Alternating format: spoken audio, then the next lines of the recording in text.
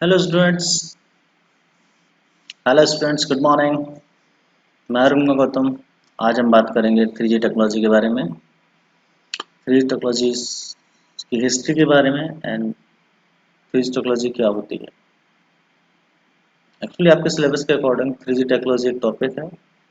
इस पर कभी कभी आपको शॉर्ट नोट लिखने के लिए एग्जाम्स में आता है, तो इसे आप अच्छे से देखेंगे कि इसकी टेक्नोलॉजीज क्या है, इसकी हिस्ट्री बैकग्राउंड क्या है, इसके एडवांटेजेस एंड डिसएडवांटेजेस के बारे में।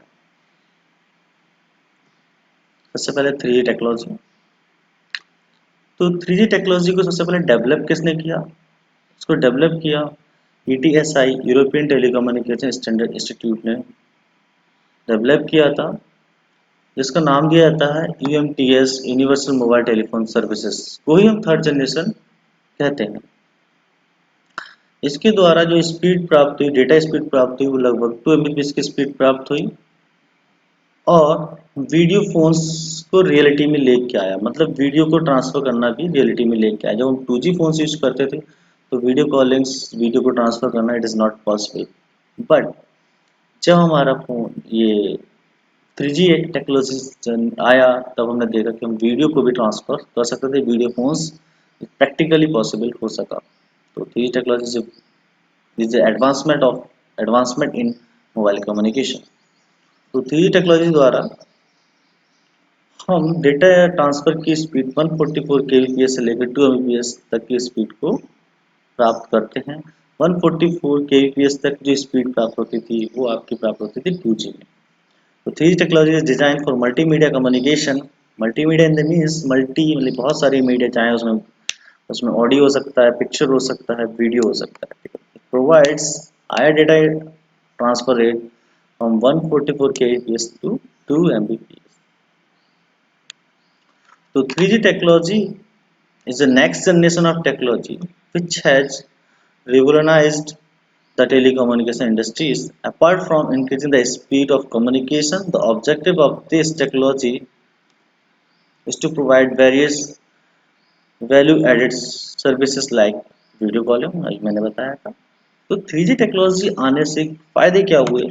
वीडियो कॉलिंग स्टार्ट हो गई, लाइव स्ट्रीमिंग स्टार्ट हो गई।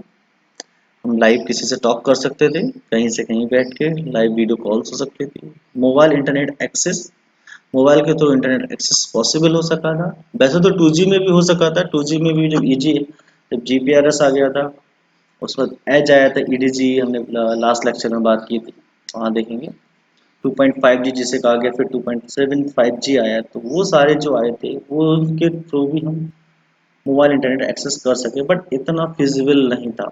बट जैसे 3G टेक्नोलॉजी आया तो ये सारी चीज़ बहुत ही फिजिबल हो गई, आपके हैंड्स ऑन हो गए, आपके हाथ में आ गई सारी चीज़, आपके फ़ोन के द्वारा मोबाइल इंटरनेट एक्सेस कर सकते थे। IPTVs आ गए, मतलब IPTV जो कि इंटरनेट पे टीवी, जो आज की टेलीविजन है वो इंटरनेट के थ्रू चलते हैं। उसमें डायरेक्ट इंटरनेट कनेक्शन दीजिए आप, बाकी सारी चीज़ें आप टीवी के थ्रू देख सकते हैं।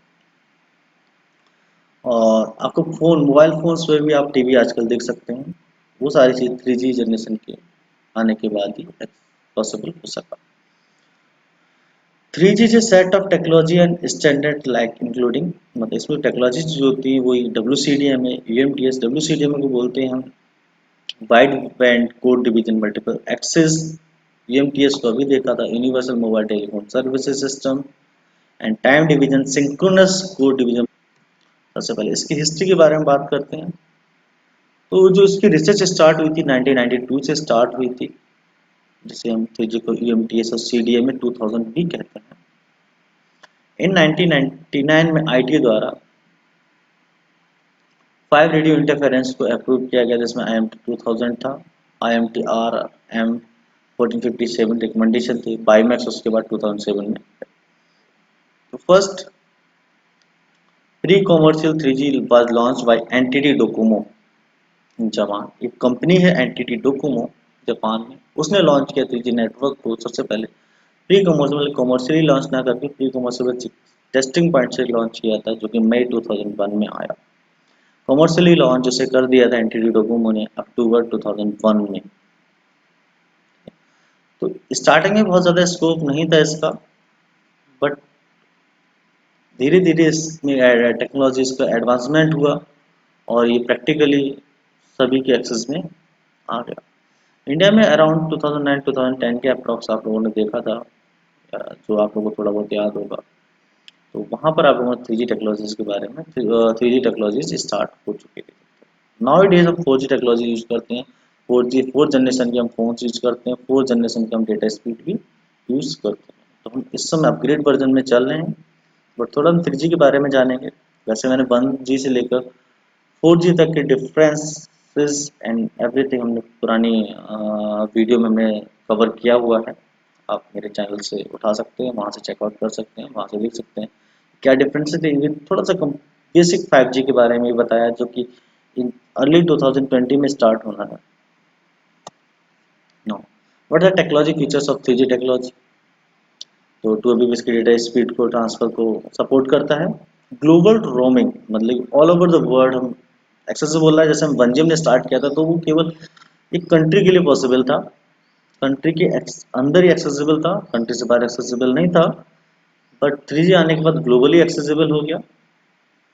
टेक्निकल 3G सिस्टम वो technically function on CDMA। CDMA function करता है, जिसे हम कोऑर्डिनेट मल्टीप्लेक्सेस कहते हैं। इट इज टू वर्जन, इसके दो वर्जन होते हैं। First is CDMA 2000, first is CDMA 2000 and another is WCDMA। तो CDMA 2000 code division multiple access 2000 and wideband code division multiple access. 3G networks have a capability of transferring speed up to 2 Mbps। In 2 Mbps की speed तक हम data को transfer करने की क्षमता रखते हैं इसके द्वारा। तो जैसे एग्जांपल हम लेते हैं कि 3 मिनट का वीडियो जब 2G नेटवर्क था तो 8 मिनट लगभग लगते थे 144 की ईपीएस की स्पीड से डाउनलोड करने में। ये आइडियल कंडीशन है कि 8 मिनट आइडियल कंडीशन में लगता था, प्रैक्टिकली बहुत ज़्यादा टाइम लगता था 3 मिनट के MP3 सॉन्ग को डाउनलोड करने में। 3 minutes MP3 songs only. 3G technology आने के बाद उसे केवल 15 सेकेंड में हम उसे कर सके। लेकिन आज 5G टेक्नोलॉजी हम लाइव देख रहे हैं, वीडियोस को हम कंटिन्यूस देख रहे हैं। जैसे ही हम यूट्यूब अगर ओपन करते हैं तो इमीडिएटली वीडियोस प्ले होने लगती हैं। बट 2G एंड 3G में इतना प्रैक्टिकली पॉसिबल नहीं था। 3G में थोड़ा बहुत था, बट 4G एकदम फिजिबल हो चुका है। डेटा स्पीड बहुत ज़्यादा तेज़ है आज के समय में, एंड 5G के आने पर बहुत ज़्यादा स्पीड हो जाएगी। Now technology 3G is superior to other digital standard। 3G superior होगा ही।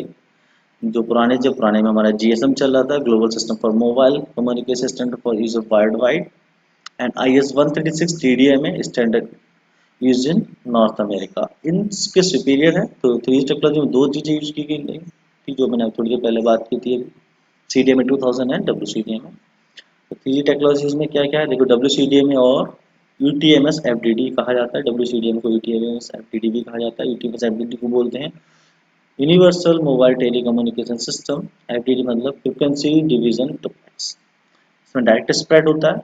और CDMA 2000 में मल्टी कैरियर्स होते हैं, और ये डायरेक्ट स्प्रेड ना होकर मल्टी कैरियर स्प्रेड होता है। UTMS TDD मतलब time division duplex.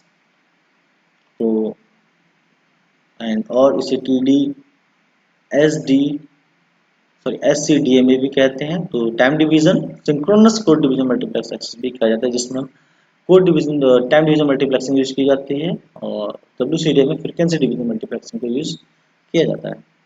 Now comes to the 4G technology, तो इसका भी अपग्रेड वर्जन है। तो digital audio broadcast and digital audio broadcast for wide area broadcasting आजकल देखते हैं।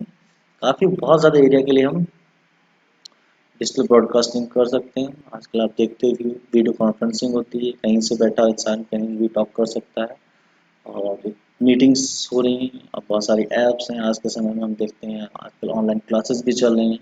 किसके थ्रू चल रहे हैं आजकल? डिजिटल वीडियो ब्रॉडकास्ट के थ्रू चल रहे हैं।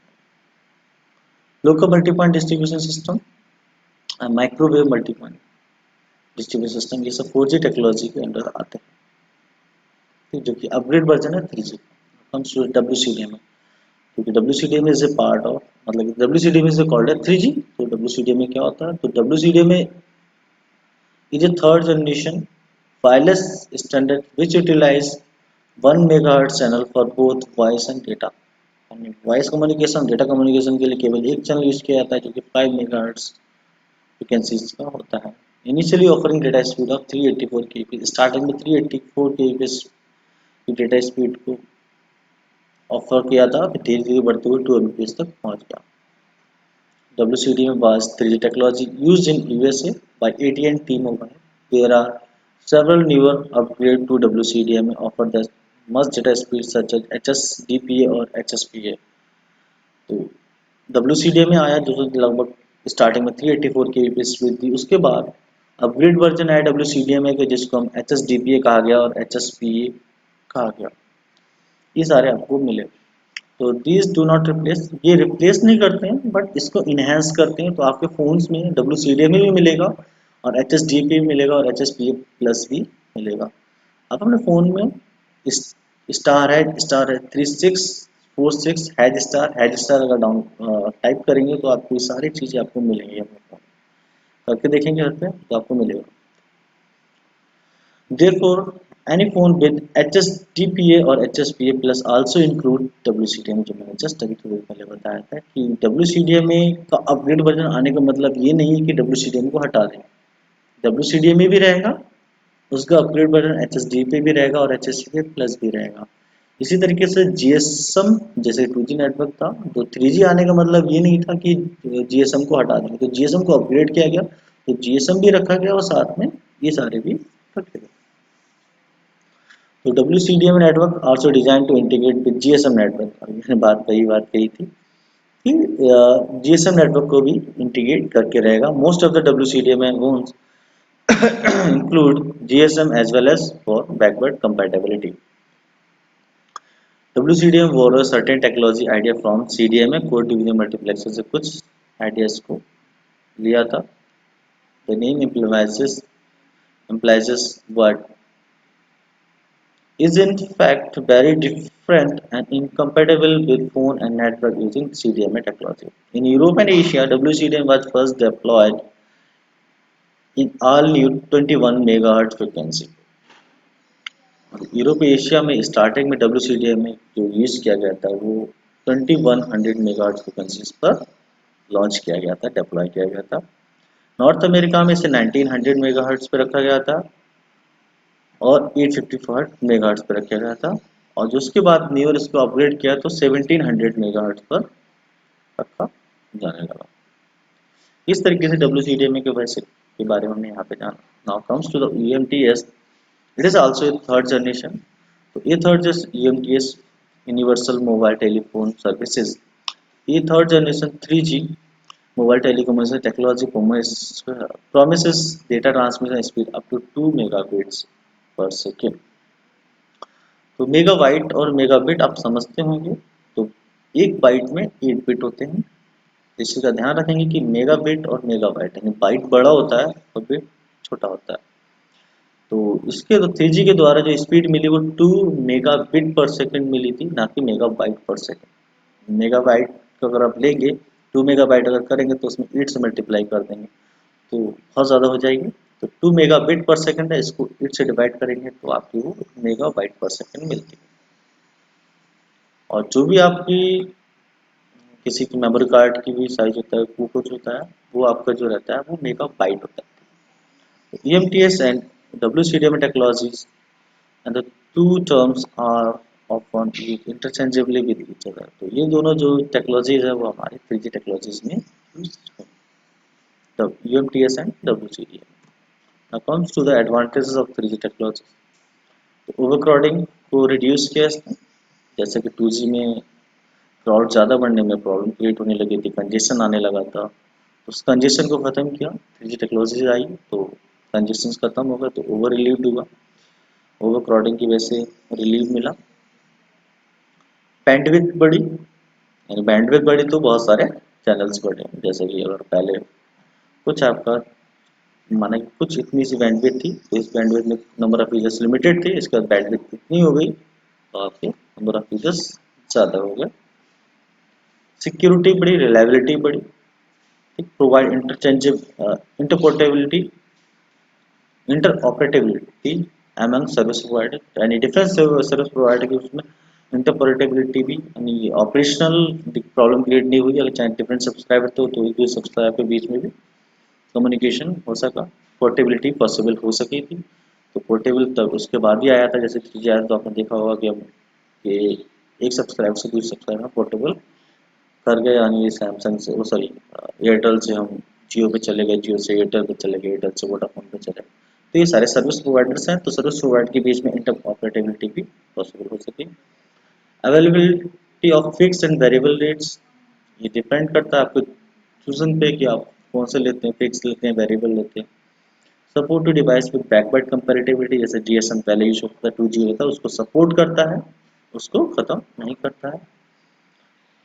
Always online devices, 3G uses IP connectivity which is a packet based, तो हमेशा डिवाइसेस ऑनलाइन रह सकते थे। तो rich multimedia service are available, तो मल्टीमीडिया की जो क्वालिटी थी बहुत अच्छी होने लगी 3G टेक्नोलॉजी आने के बाद। तो देयर इज समथिंग डिसएडवांटेज, किसी के एडवांटेज होते हैं, डिसएडवांटेजेस भी होते हैं। तो डिसएडवांटेजेस में क्या रहेंगे, सबसे पहली बात है कि हम जितना चाहते हैं उतना नहीं मिलता है। हम चाहते हैं कि उससे और ज़्यादा मिले, कि अगर हमें ये फैसिलिटीज़ मिल गई तो हमारे दिमाग में आता नहीं इससे और ज़्यादा फैसिलिटीज़ मिले, तो वो तो कोई फुलफिल नहीं करता है, तो उसके लिए अपग्रेड किया जाता है, 4G आता है, 5G आएगा, इस तरीके से अपग्रेड होते रहेंगे। तो 3G performance may not be sufficient to meet the need of for future, तो फ्यूचर को नीड को सफिशिएंट नहीं कर पा रहा था। Like multimedia, full motion video and wireless teleconferencing, यानी full motion video and wireless teleconferencing possible नहीं था 3G में, तो 4G में सारी दोनों चीज़ें पॉसिबल हो सकी। So there are multiple standards of 3G, making it is difficult to roam and interoperate across network. We need global mobility and service portability. हमें ये भी चाहिए था global mobility and service portability मिले, तो 4G में possible हो सका, but 3G में उतना possible नहीं था। तो 3G based on the primarily a wide area concept. We need hybrid network that utilize both wireless LAN and hotspot concept and cell or base station wide area network. We need wider bandwidth, हमें और ज़्यादा wider bandwidth की required, जिससे कि बहुत सारे subscribers को at a time service provide की जा सके। Roaming and data voice work together, ये दोनों वर्क एक साथ करें। We need all digital packets network that utilize IP in its fullest form and covered voice and data capability. हम चाहते हैं कि जितने भी पैकेट्स डिवाइसेस, जितने भी आपके डिजिटल डिवाइसेस हों वो IP को वर्क करें। ये 3G में फुलफिल नहीं हो सका, तो 4G में फुलफिल हो सका। तो अपग्रेड इस तरीके से हम देखते हैं कि 3G के कुछ एडवांटेजेस थे जिसने ओवरकम किया था 2G टेक्नोलॉजीज को, आपकी वीडियो कॉन्फ्रेंसिंग पॉसिबल हो सकी, but full motion video and wireless conferencing नहीं था, वो हमारा 4G टेक्नोलॉजी में आ गया। आज के समय में आप देखते हैं ऑनलाइन क्लासेस पॉसिबल हैं, जिसके थ्रू सारी वीडियो कॉन्फ्रेंसिंग पॉसिबल, आप लोग वीडियो चैट करते हो, वीडियो कॉल करते हो, वो सारी चीज़ 4G में पॉसिबल है, जो कि 3G में इतना पॉसिबल नहीं था। 3G में 1 to 1 आप टॉक कर सकते थे, आज हम ब्रॉडकास्टिंग कर सकते हैं कि एक पर्सन बहुत सारे लोगों से कनेक्ट होकर वीडियो कॉन्फ्रेंसिंग कर सकता है, वीडियो कॉल कर सकता है। This is comes in 4G technology. Further इस तरीके से हम 4G टेक्नोलॉजी बहुत एडवांसमेंट है 3G का, तो फर्दर नेक्स्ट लेक्चर में हम लोग 4G टेक्नोलॉजी के बारे में जानेंगे। तो कि बस लेवल्स में आपको मेंशन नहीं, बट 4G के बारे में मैं अगला वीडियो लेके आऊँगा, 4G के बारे में भी जानेंगे। Thank you, wish all the best.